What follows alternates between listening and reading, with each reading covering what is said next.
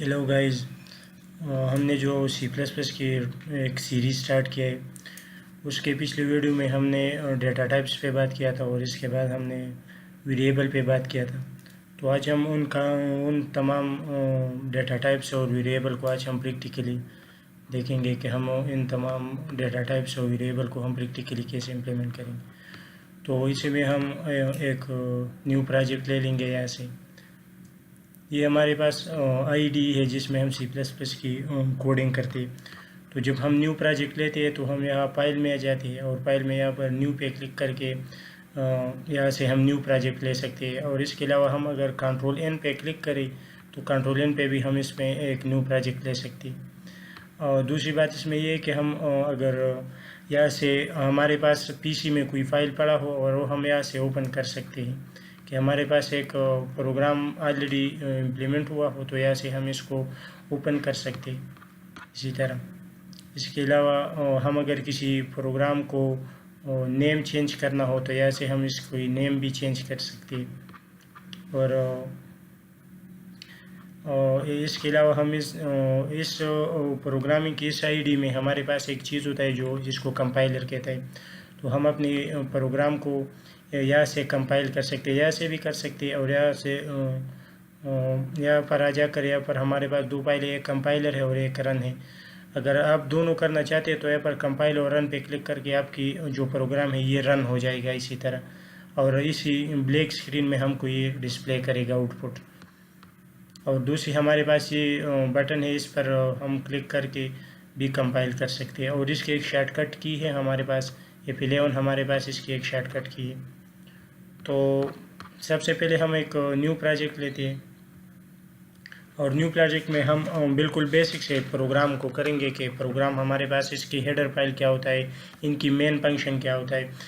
Compiler हमारे पास एक virtual machine होता है जो हमारे कोड को रन करता है और हमारे कोड को बाइट कोड में कन्वर्ट करके उसे वापस ह्यूमन कोड में कन्वर्ट कर देते। तो इसी तरह कंपाइलर सबसे पहले मेन क्लास में आ जाते हैं कि मेन क्लास में जो काम होता है उसके बाद वो बाकी जितना भी क्लास डिक्लेयर किया हो आपने उसी में चले जाते। तो सबसे पहले इसमें प्रोग्रामिंग को स्टार्ट करने की सबसे पहले जो हेडर फाइल है वो हमारे पास है हैश इंक्लूड स्ट्रीम। ये हमारे पास सी प्लस प्लस प्रोग्रामिंग की लाइब्रेरीज है जिसमें CN Cout और जितना भी कीवर्ड्स आप यूज़ करते हैं, कीवर्ड्स वो वर्ड्स है जो सी प्लस प्लस की जो आईडी है या सी प्लस प्लस जो लैंग्वेज है इसने ऑलरेडी अपने लिए सेलेक्ट किया हो कि इस कीवर्ड्स पर आप प्रोग्रामिंग कोड कर सकते हैं। तो जितना भी कीवर्ड्स है वो तमाम इसी में इम्प्लीमेंट हुआ है इस लाइब्रेरीज में। इसमें दूसरा लाइब्रेरीज है using name space C plus plus में एक बात और है कि जब भी आप प्रोग्रामिंग कोडिंग को ख़त्म कर लेते हैं लाइन बाय लाइन तो एंड में आपको सेमीकोलन ज़रूर लगाना। इसके बाद हम जो मेन फंक्शन होता है हमारे पास मेन हम लिखेंगे और ये छोटे ब्रैकेट और फिर इस दरमियान ब्रैकेट से इसको क्लोज करेंगे। तो ये हमारे पास प्रोग्रामिंग की एक मेन फाइल होता है कि कंपाइलर सबसे पहले इन मेन क्लास में आ जाता है और इन मेन क्लास में जितना भी काम किया होगा आपने उसी को आपको कंपाइलर करके Cout देते। तो सबसे पहले हम इसमें एक दो वेरिएबल लेते हैं, इसको हम नम देते हैं num1। और यहाँ पर भी आप अगर दूसरा वेरिएबल इम्प्लीमेंट करना है तो यहाँ पर इसको लगा कर इसके बाद आप लिख सकते हैं यहाँ पर इसी तरह। और अगर आप इसको डिफरेंट लिखते हैं तो एंड में सेमीकोलन लगा लें और फिर दूसरा डेटा टाइप्स लेकर यहाँ पर आप लिख सकते हैं। तो ये हमारे पास एक दो वेरिएबल आ गया। जैसा कि मैंने आप लोगों को वेरिएबल की वीडियो में बताया था, इससे पिछले जो हमने वीडियो बनाया था इसमें वेरिएबल में हमने बात किया था कि वेरिएबल के कितने टाइप्स होता है और वेरिएबल किसी को कहते हैं और वेरिएबल को आप अपनी मर्ज़ी से जो नाम चाहे दे सकते हैं। इसमें कोई ऐसी कीवर्ड्स नहीं है, ये तो आप अपनी मर्ज़ी से इम्प्लीमेंट करते हैं। तो इस वेरिएबल में हम क्या करते हैं, वेरिएबल में हम डेटा को स्टोर कर लेते हैं कि जिस टाइप्स की डेटा हम डेटा टाइप्स में डालना चाहते हैं, जिस टाइप के डेटा टाइप्स आपने दिया होगा यहाँ पर इसी किस्म के डेटा आप इस वेरिएबल में स्टोर कर सकते हैं। तो हमने यहाँ पर इंट दिया है तो इंट हमारे पास एक इंटीजर डेटा टाइप से, तो इसमें हम इंटीजर वैल्यू को स्टोर कर सकते हैं। और इस वैल्यू को इसमें हम वैल्यू दो किस्म के दो ज़रियों से डाल सकते हैं। एक तो ये है कि आप यहाँ पर डायरेक्ट भी डाल सकते हैं कि यहाँ पर इक्वल साइन लगाकर दरमियान में यहाँ पर आप वैल्यू दे सकते हैं। और दूसरी तरीका हमारे पास ये है कि आप यहाँ से सी इन और सी आउट की कीवर्ड्स भी यूज़ कर सकते हैं। यहाँ पर सी आउट हम लिखेंगे और फिर यहाँ पर हम लिखेंगे इंटर द वैल्यू ऑफ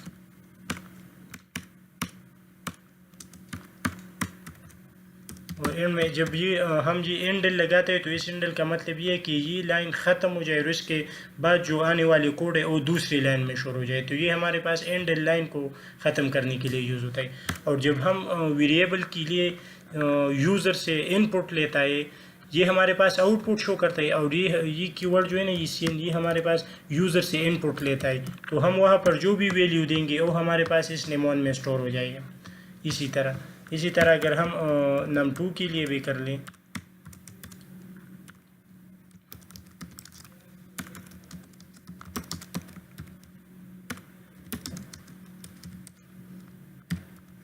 अगर हम num2 के लिए भी यहाँ पर एंडल लगा दें, अगर आप लोगों से कुछ रिमूव हो जाए इसी तरह ऑटोमेटिक तो आप Ctrl+Z पर क्लिक करके इसको वापस भी अनडू कर सकते हैं। तो यहाँ पर हम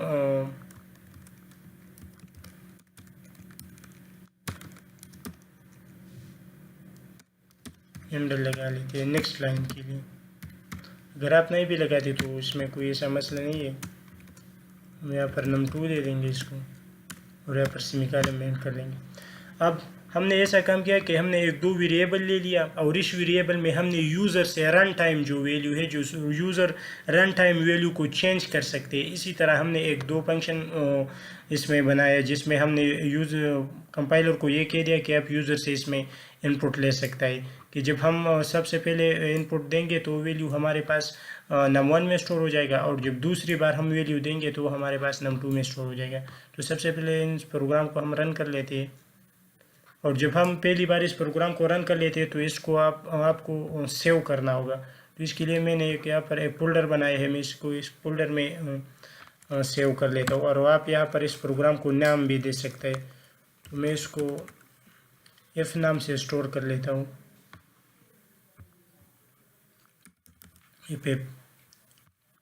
यहाँ से सेव पे क्लिक करके तो ये हमने स्ट्रीम की जो स्पेलिंग दिया है ये हमने गलत दिया है।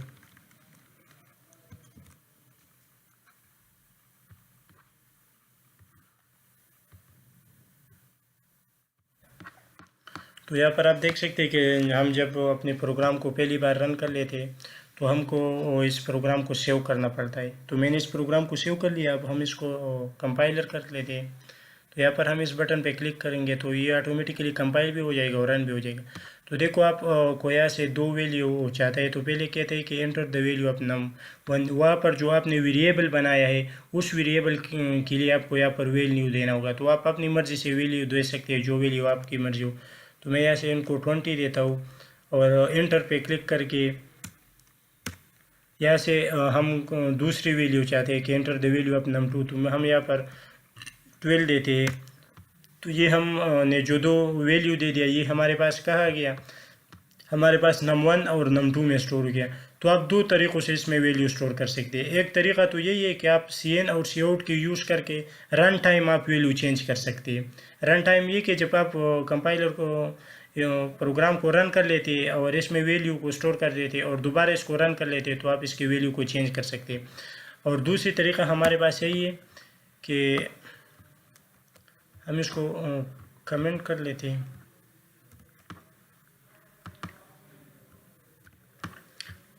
दूसरा तरीका हमारे पास यही है कि हम यहाँ पर इक्वल साइन लगा के यहाँ पर इसको वैल्यू दे सकते हैं।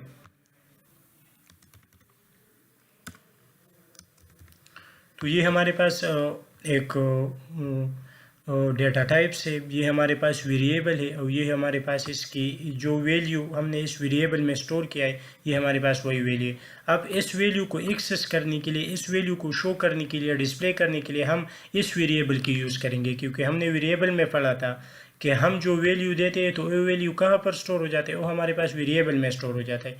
तो अब हम एक यहाँ पर हम इसकी वैल्यू को सी आउट करेंगे। तो यहाँ पर जब भी हम कोटेशन के अंदर कुछ लिखिए, हमारे पास डबल कोटेशन है, इसके अंदर हम जो भी लिखते हैं तो हमारे पास सिर्फ डिस्प्ले हो जाते हैं, उस पर कोई काम नहीं होता, कोई फंक्शन नहीं होता है। सिर्फ हम इसको डिस्प्ले, सिर्फ आपको टाइटल देने के लिए हम इसे यूज़ कर लेते हैं। अगर हम ना भी लिखे तो हम यहाँ पर सिंपल ही लिखते हैं num1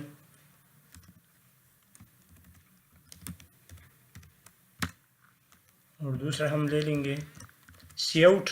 हमको क्या करता है कि हमको जो हमने सी आउट होता है वो हमको शो कर लेते हैं, और सी एन क्या करता है, जो यूज़र से सी एन लेना होता है तो हम उसके लिए सी एन की यूज़ करते हैं। तो यहाँ पर हम num2 को प्रिंट कर लेंगे। अब जब हम इन प्रोग्राम को प्रिंट कर ले तो ये दोनों वैल्यू हमारे पास, इसकी वैल्यू हम चेंज कर लेते हैं ताकि हमें पता चले कि कौन सा वैल्यू है। तो हम इसको यहाँ से कंपाइल करेंगे। ये हमने सम दिया है ना, ये सम नहीं है, ये नम है, num2।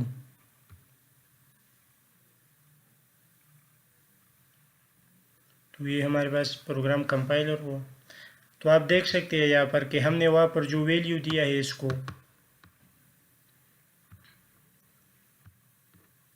हमने यहाँ पर इसको दो वैल्यू दिया है। num1 में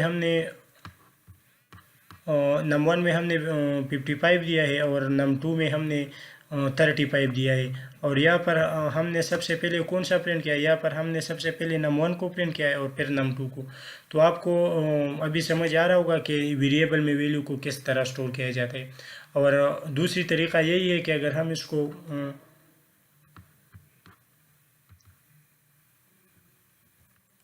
अगर हम इस सारे को अनकमेंट कर लें और यहाँ से इसको ये वैल्यू ख़त्म कर लें तो फिर ये आपसे रन टाइम में दो वैल्यू मांगेगा। आप यहाँ अपनी मर्ज़ी से वैल्यू दे सकते हैं, जितना भी वैल्यू आप देना चाहते हैं।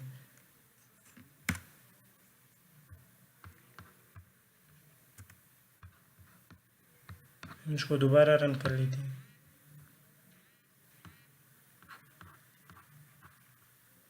यहाँ पर हम 13 और दूसरी बार हम 22 देते, तो आप देख सकते हैं कि हमारे पास वो वैल्यू वापस प्रिंट हुआ। तो जब हमको यहाँ पर कहता है कि enter the value of num1 और enter the value of num2, तो इसी तरह हम सी आउट में भी कर लेंगे ताकि हमें पता चले कि हमने जो वैल्यू दी है ये कौन सी वाली है। तो यहाँ पर हम लिखेंगे simple the value of num1 is the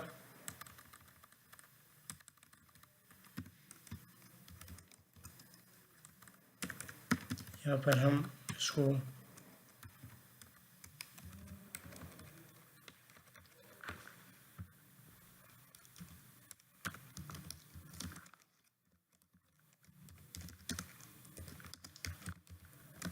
num2, तो अब हमको क्लियरली पता चलेगा कि ये वैल्यू कौन से वेरिएबल में स्टोर हुआ है।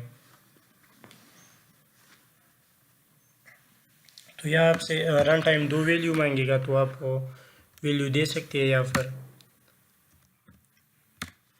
तो ये आपको नज़र आ रहा होगा कि आप हमने वहाँ पर जो वैल्यू दे दिया num1 को, वो आकर num1 में स्टोर हो गया, और जो num2 को हमने वैल्यू दे दिया वो num2 में स्टोर हो गया।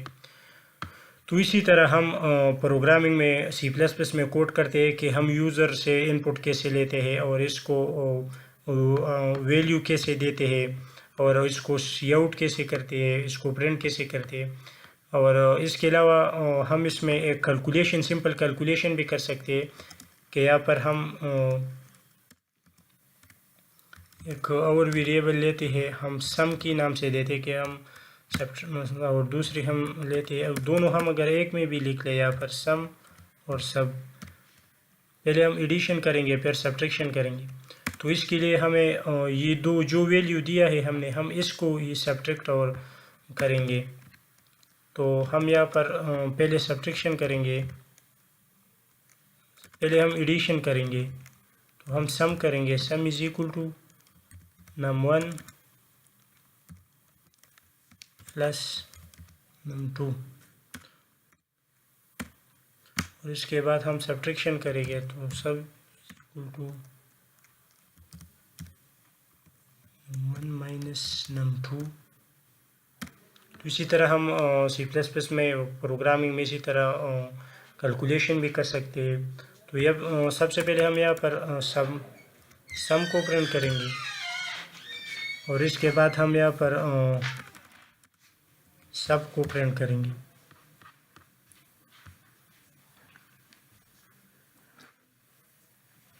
तो यहाँ पर हम इसको वैल्यू दे देंगे और फिर हम दे देंगे 2000। तो यहाँ पर आप देख सकते हैं कि हम जब इस दोनों वैल्यू को ऐड करेंगे तो हमारे पास 50 आता है और इसके बाद हमारे पास 100 आता है। तो बस इस वीडियो में इतना ही, और आने वाली वीडियो में हम फंक्शन पे काम करेंगे कि C++ प्रोग्रामिंग में फंक्शन किस तरह काम करता है। हाँ।